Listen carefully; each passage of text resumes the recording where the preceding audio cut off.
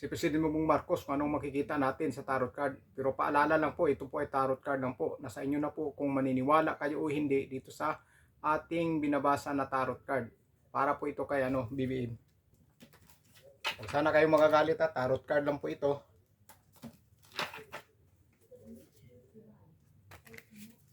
Isa na po natin. Tarot card lang ito. Nasa inyo na po kung maniniwala kayo hindi. Basta ako gusto pong basahan ng tarot card. Si BBM.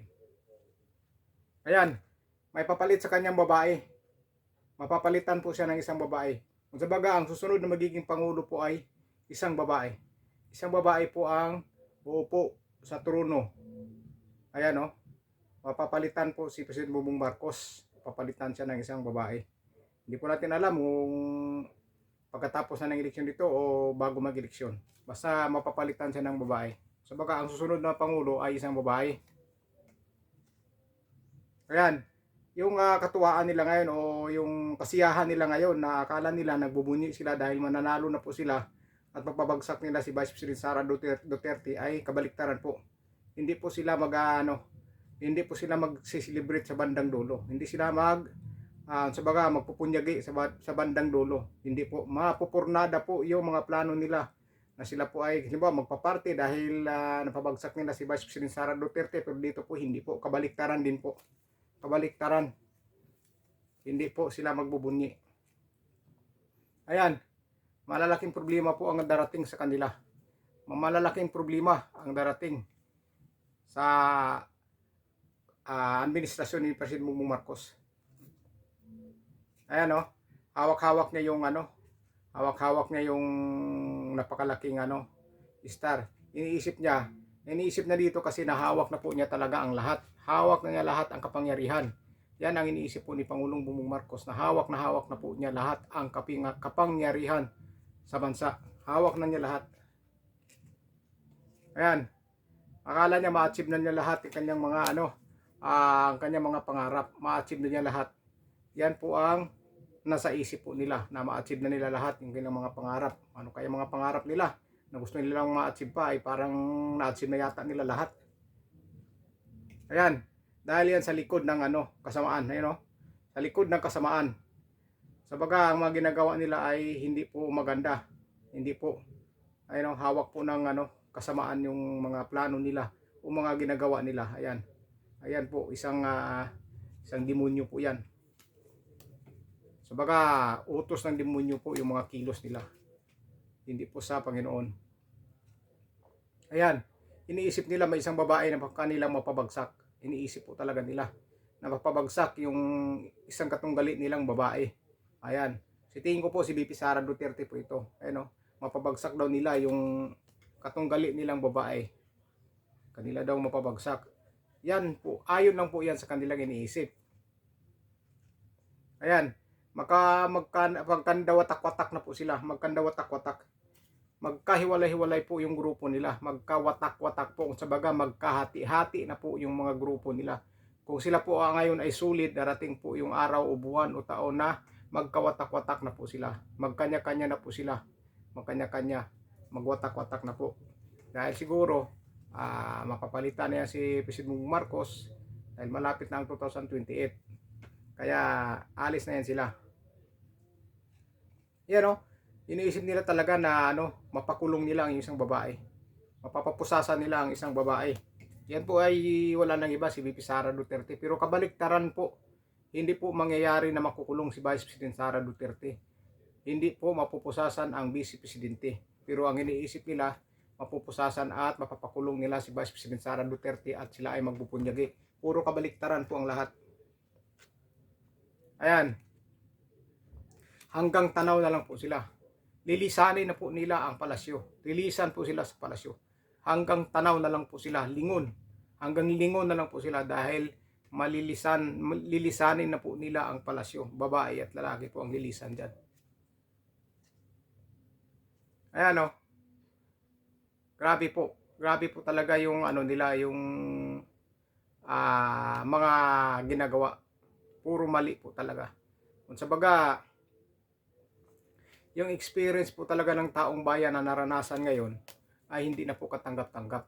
Hindi na po katanggap-tanggap yung experience ng taong bayan ngayon. Yung mga naranasan niya ng taong bayan na matindi na po ang naranasan sa bansa natin. Hindi na po matatanggap. Ayan o, uupo pa siya. Sabaga, kampante pa siya. Kampante siya sa kanyang kapangyarihan ngayon. Super kampante po siya. Ang iniisip na hindi na po siya matitibag o matitinag pa. Napakakampante na po niya.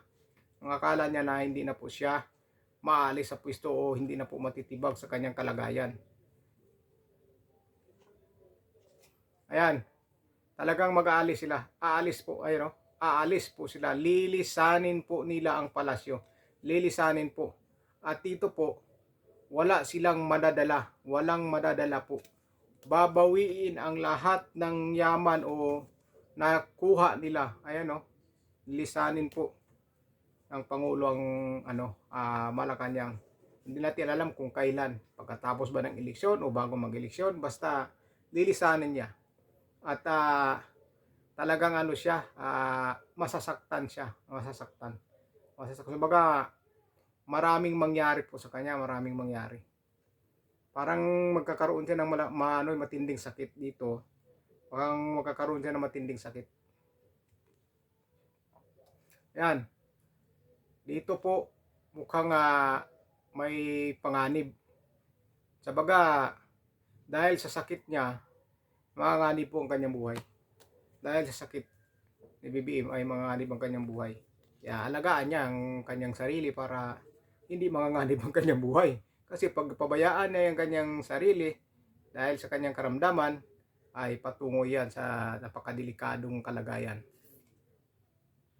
Ayan. Talagang ang lalim na ng mga iniisip nila. Malalim na po yung mga iniisip nila. Super lalim na po. Kung ano po ang dapat nilang gagawin para mapigilan nila ang Vice Presidente. Dahil ang Vice Presidente po ay lumalaban na po. Lumalaban na. Kaya ang napakalalim na po yung mga iniisip na yung mga plano nila kung paano nila harapin si Vice President Sara Duterte ay kasi lumalaban na po ang Vice Presidente. Lumalaban na po. Hindi na po papayag na maapi pa siya. Ayan talagang sumasakit na pong ulo nila kakaisip. Grabe po ang iniisip nila ngayon. Ayan matindi na po ang pag-iisip nila ngayon kung ano po ang dapat talaga nilang gawin. Ayan tapos yung iniisip nila na mga maitim na balak. Maitim. Sumasakit ang ulo niya kaisip pero ang mga naiisip nila puro pa rin maitim. Sabaga sa hindi magandang paraan yung mga plano nila. Yung mga plano nila kaya ang iniisip nila puro maiitim yan. Sumasakit na ang ulo nila sa kaiisip kung ano pong plano ang gagawin nila para lang matibag nila si VP Sara Duterte. Pero dito sa pamamaraan ito ay itim. Gamitan nila ng itim na plano. Ano yung tumutunog? Ayan dito.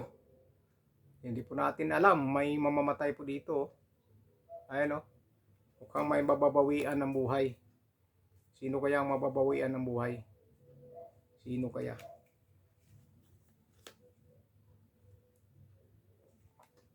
Bagsak po silang lahat. Bagsak po. Ayan bagsak po ang puwersa ni Pangulong Bongbong Marcos dito. Babagsak po yung puwersa niya. Babagsak po. Dahil nga di ba magwatak-watak sila. Magwatak-watak sila. Sa bagay yung puwersa niya ihina at darating ang panahon na babagsak po. Babagsak. Kaya siguro lilisanin niya yung palasyo. Lilisanin at may matindi pa siyang karamdaman. Huwag kayo magagalit tarot card lang po ito. Nasa inyo na nga po kung maniniwala kayo dito o hindi. Lilisan nga talaga lilisan. Naghahakot na po sila. Naghahakot na po sila talaga. Maghahakot na ng mga tinatanim nila. Kung anong mga tinatanim nila dyan. Basta hinahakot na nila kung anong mayroon sila dyan.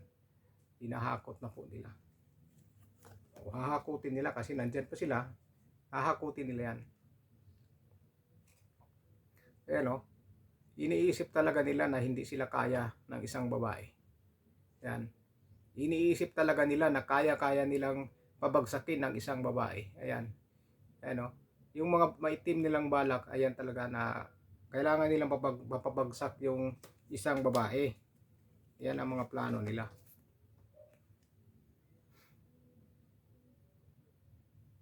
Ayan sinasabi dito, gagawin na nila yung mga balak nila, kanila na pong gagawin.